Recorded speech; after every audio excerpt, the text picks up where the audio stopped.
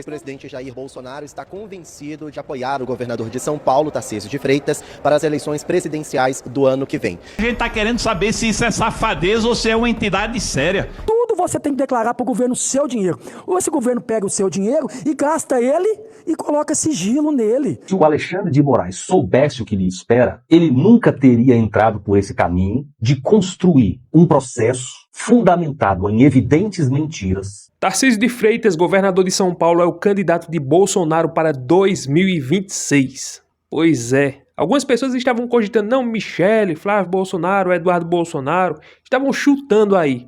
Mas agora saiu a notícia de que Tarcísio é o nome que Bolsonaro quer que dispute para vencer o descondenado Lula. E eu vou ser sincero, na minha opinião, eu acho que o Tarcísio tem força mesmo, com o apoio de Bolsonaro para vencer o Lula. Alguns dizem aí, não, mas o Caiado, o Zema, Ratinho Júnior, beleza, são todos da direita, todos também estão contra o Lula. Mas eu acho que o nome mais conhecido, eu acho, por ser também governador do estado mais populoso do Brasil, né?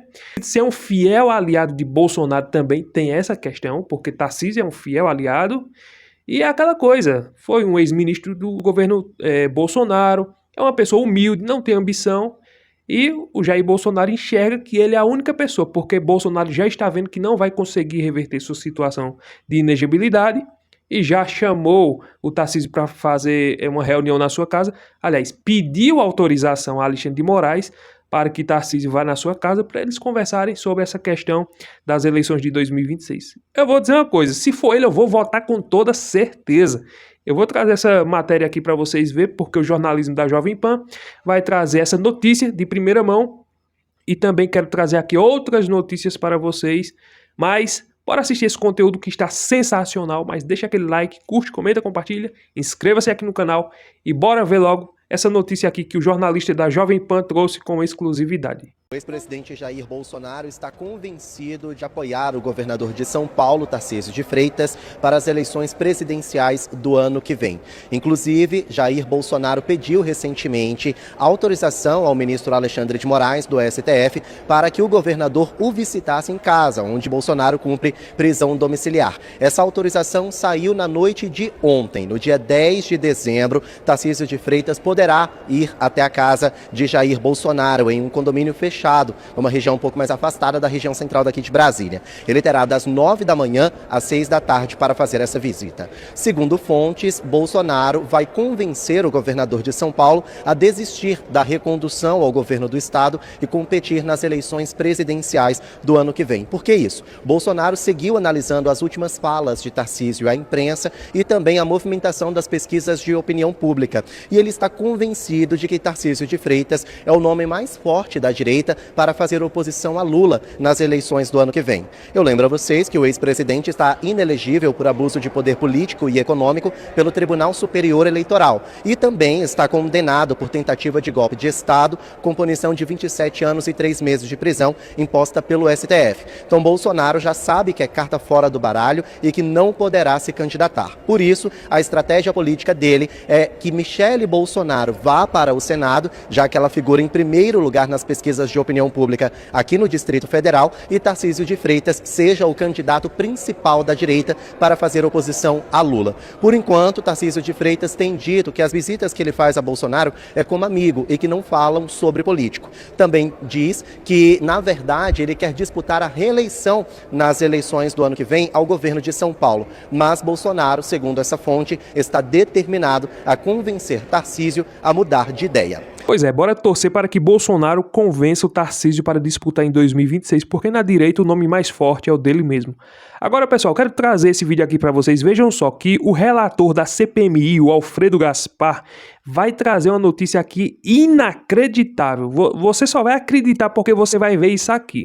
Essas associações criminosas que colocaram os nomes de pessoas sem elas pedir, colocaram, não sei como, assinaram, também não sei como, mas para roubar, esse povo é um gênio, é inacreditável. Aqui no país é assim, quando se trata de fraudar, roubar, aparecem pessoas que são gênio, aparecem pessoas que sabem fazer uma falcatrua.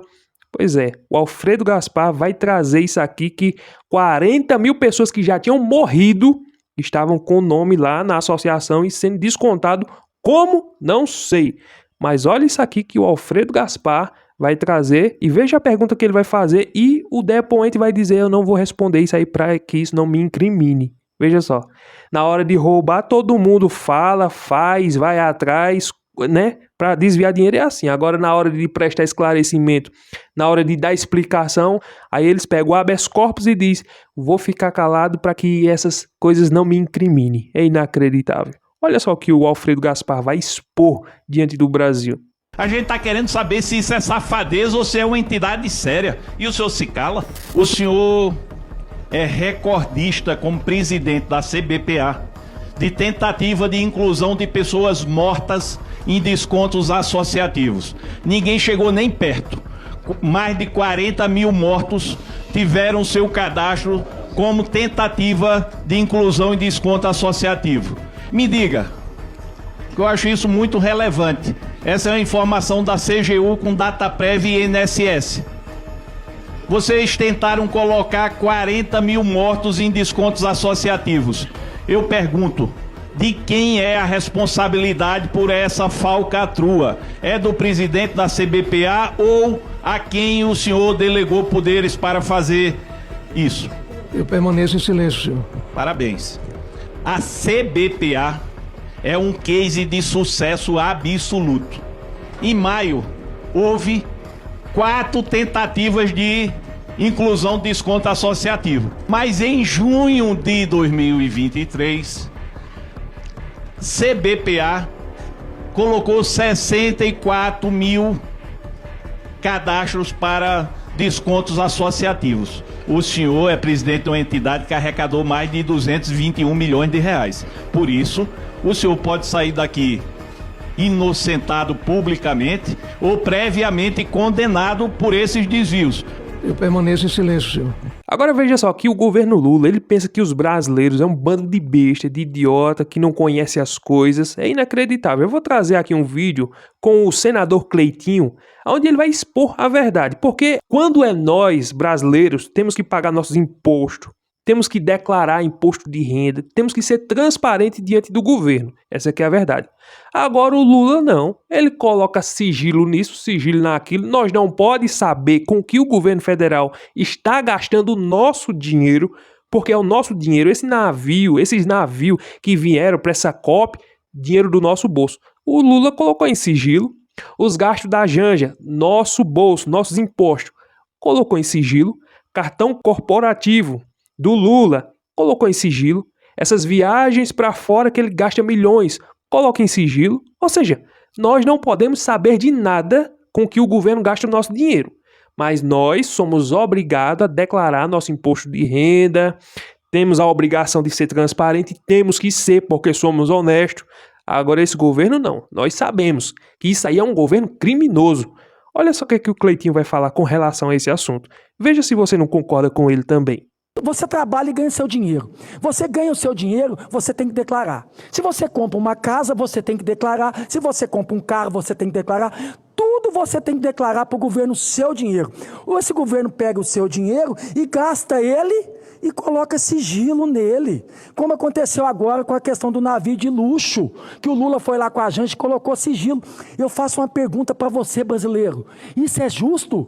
Você que é o patrão, você paga imposto, devolve esse dinheiro para o governo, para ele gastar o seu dinheiro e colocar sigilo. Mas você tem que declarar tudo. E eu queria desmascarar, sabe por quê? Porque é importante a gente mostrar aqui a verdade. Foi o próprio presidente da República que disse que não ia colocar sigilo em nada. Meus amigos e minhas amigas, não haverá sigilo nas contas públicas. Não haverá sigilo de 100 anos, nem de 10 anos, nem de um dia. E o portal da transparência voltará a funcionar, companheira Dilma. E a lei de acesso à informação será cumprida. E vou dizer uma coisa para vocês. Não terá sigilo de 1 ano, nem de 2 anos, nem de 10 e nem de 100 anos. E olha aí o que aconteceu. Sigilo agora de 100 anos também. Então, assim, é muita mentira, é muita lero-lero, conversa fiada. Então, eu preciso aqui sempre mostrar a verdade para vocês. É bem claro que o Lula faz a hora com a cara do povo brasileiro. E tem algumas pessoas ainda que caem na lábia e na mentira dele, que está aí para todo mundo ver essa mentirada. A verdade é essa. Pensa comigo, a verdade é que você é escravo hoje desse governo. Você tem que declarar tudo. Aí o governo pega o seu dinheiro, torra o seu dinheiro e coloca sigilo. Eu faço uma pergunta para você, brasileiro. Isso é justo? Por isso que eu entrei com um projeto de lei aqui para acabar qualquer tipo de sigilo. O princípio da administração pública se chama transparência. Não é só Lula, não. Qualquer presidente da República que foi, que é e que vai ser presidente tem que mostrar tudo. Não tem que ter sigilo de nada. Nenhum deputado, nenhum senador, nenhum presidente. Porque nós somos empregados do povo. Nós temos o dever de dar satisfação de tudo que a gente gasta com o dinheiro de vocês. Vocês não têm que declarar? Nós também temos que declarar. E eu espero que todos os senadores apoie esse meu projeto, não só os senadores, todos os políticos do Brasil. O princípio da administração pública, presidente, chama transparência. Muito obrigado. Pois é, concordo plenamente com o que o Cleitinho falou. Agora veja isso aqui. Veja isso aqui porque a casa de Alexandre de Moraes um dia vai cair. Um dia a verdade vai vir à tona. Aliás, a verdade já está exposta. Já está diante do Brasil, já está diante do Ministério Público, dos senadores, dos deputados. Todo mundo já sabe a verdade com relação a Alexandre de Moraes. Né? Essas perseguições políticas, essas provas de tagliaferro, o Brasil inteiro já sabe que esse julgamento de Bolsonaro foi totalmente político, arbitrário. Alguns jornalistas, não todos, alguns jornalistas expõem isso diante da mídia. Mas, por enquanto, Alexandre de Moraes ainda está sendo sustentado por Davi Alcolumbre no Senado Federal, porque senão ele já tinha sido, o processo de impeachment já estava acontecendo. Mas eu acredito que a hora dele vai chegar. Olha esse vídeo aqui, desse comentário desse jornalista aqui, o que ele vai falar com relação à queda de Alexandre de Moraes, que eu acredito que mais cedo ou mais tarde vai acontecer, provavelmente em 2027, né, quando nós eleger em 2026 senadores independentes na direita para colocar impeachment em Alexandre de Moraes. Tirar o Davi Alcolumbre do Senado, que aquilo ali é uma maimota, não está servindo de nada para o Senado Federal, mudar o presidente e ter maioria no Senado Federal para colocar impeachment. Esse é o maior medo de Moraes. Olha esse comentário sensacional. Veja se você não concorda com as falas desse jornalista aqui. Se o Alexandre de Moraes soubesse o que lhe espera, ele nunca teria entrado por esse caminho de construir um processo fundamentado em evidentes mentiras, dependente exclusivamente para prevalecer da manipulação da opinião pública. Você há de convir comigo que uma mentira dita por pouco tempo, ela prevalece. Mas a mentira, com o passar do tempo, querendo ou não, a verdade vem à tona, Thiago. Então toda a construção que o Alexandre de Moraes tem feito é um castelo de areia que vai ruir. Eu não sei quanto tempo vai demorar, mas vai ruir. Porque é fundamentado em evidentes mentiras. Então, o que está acontecendo? Temos hoje uma tempestade perfeita contra o Alexandre de Moraes e contra o Lula e contra esse sistema. Tudo que eles construíram foi fundamentado na possibilidade de o Lula ser presidente da República e permanecer na presidência da República. Só que o Lula hoje é um homem esclerosado, incompetente e complacente com a corrupção. Está afundando o país, destruindo o país. Como é que você mantém um sistema sob uma liderança como essa? Então você soma a liderança do Lula, que é um fracasso, mais toda a construção narrativa dele para tirar o Bolsonaro da política, fundamentado em mentiras, isso não tem como dar certo. E aí o que vai acontecer gradativamente já está acontecendo. Somando tudo isso, cada vez mais brasileiros estão esclarecidos acerca da verdade dos fatos, ficando, portanto, indignados com toda essa maldade, essa atrocidade que estão fazendo, condenando pessoas por crimes que elas não cometeram, por pura perseguição e vingança política. Então, quem é ser humano, que tem um mínimo de sensibilidade, já sabe, já consegue perceber a atrocidade que isso é, e isso faz com que cada vez mais eleitores estejam tendendo ao bolsonarismo, e isso tem uma consequência prática no campo político. É que as forças políticas começam a abandonar o governo Lula e a tender para a direita. Você deve estar observando esse movimento. Isso não está acontecendo por acaso. Esse movimento ele é matemático. Ele era previsto por mim, inclusive, já há um bom tempo. Então, o que vai acontecer a partir de agora? Ele já está acontecendo. Com esse movimento todo, a aprovação da lei da anistia no Congresso Nacional é inevitável. As forças políticas, elas estão sensíveis. Elas precisam estar sensíveis aos eleitores. Por quê? Porque ano que vem tem o quê? Eleição. Então, o político que se mantém desconectado dos anseios da população, ele ganha a eleição? É muito mais difícil ele ganhar. Então a tendência é um alinhamento cada vez maior dos políticos com a pauta da anistia, porque ela é uma pauta hoje que é anseio de grande parte da população brasileira e, portanto, portanto, ela deve ser aprovada querendo o Alcolumbre ou não, querendo o voto ou não, querendo a Globo ou não. Porque a força que vai determinar tudo isso é a força eleitoral de grande parte dos brasileiros que hoje não se conformam com tamanha de absurda injustiça. Agora eu quero trazer para vocês aqui um trecho de um debate em que o José Eduardo Cardoso, que é um petista que defende o Lula de tudo que é jeito, ele disse que foi o Lula o responsável por descobrir a fraude do INSS. O oponente dele, que não é um esquerdista, mas é uma pessoa lúcida, vai dizer, epa, peraí, não foi Lula que descobriu o esquema do roubo, não. Até porque essa pessoa, o Stefanuto, que foi preso agora, estava no governo Lula. Ou seja, as bases do governo Lula estão desmoronando. O fato é esse, a esquerda não quis assinar a CPMI do INSS. A esquerda era contra. Não precisa, deixa que a Polícia Federal investiga. Ou seja, aí conseguimos maioria, aprovou, mas agora o que está acontecendo é que a esquerda lá dentro da CPMI está sequestrando, como eles têm maioria, eles estão blindando algumas pessoas para que elas não vá prestar esclarecimento. A exemplo, o irmão do Lula, Frei Chico, o santo Frei Chico, o imaculado Frei Chico, o homem mais honesto da terra, o Frei Chico. Assim, alguns esquerdistas defendem ele lá. É inacreditável. Mas eu quero deixar esse debate aqui para vocês verem que o José Eduardo Cardoso ele defende que foi o Lula, que foi o grande salvador do Brasil, o salvador dos velhinhos, que descobriu o esquema do roubo do INSS.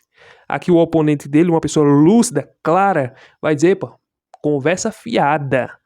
Olha isso aqui. Sim, mas fazendo uma pequena correção na fala do ministro, José Eduardo Cardoso, não foi o governo Lula que começou essa investigação, foi uma denúncia da revista, do jornal Metrópolis, aí sim a coisa acaba aparecendo e aí o governo não pode recusar porque a coisa ficou pública. Eu quero dizer que isso não isenta nenhum governo ter investigado o caso antes, não é esse o ponto. Agora, bravejar, que é o governo Lula que faz investigações e tudo mais, como fez do Petrolão, do Mensalão, não é verdade. O que acontece é que quando é descoberto e exposto, e tem jornais, revistas, ou a própria Polícia Federal faz a denúncia e mostra o que está acontecendo, aí se mostra, não, nós investigamos.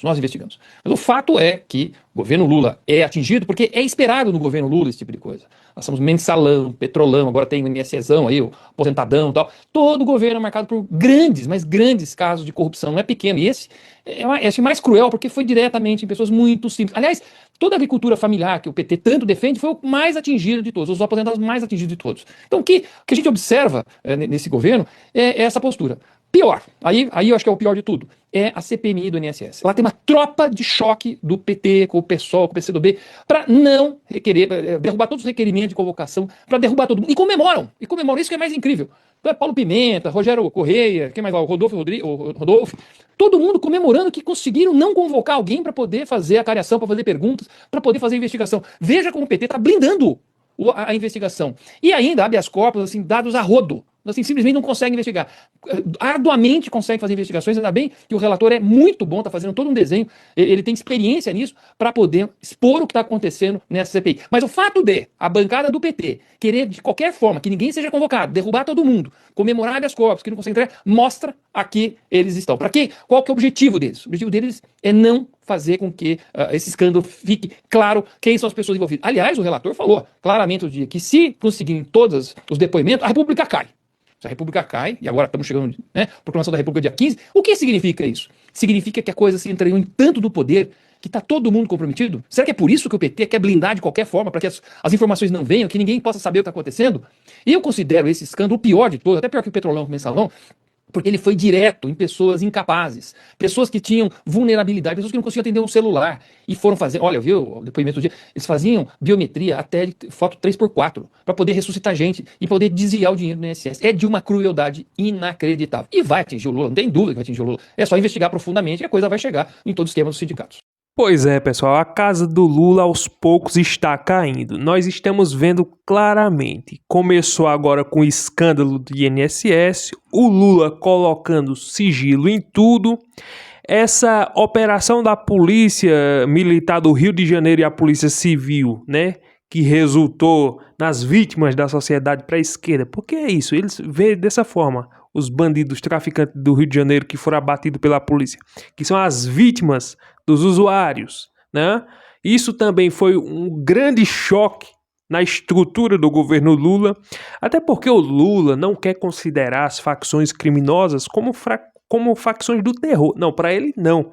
O Lula quer manter ainda os direitos deles. Não mexa no direito dos presidiários, que é auxílio reclusão, é saidinha temporária, é saidinha de Natal, é um monte de regalia que eles têm, né?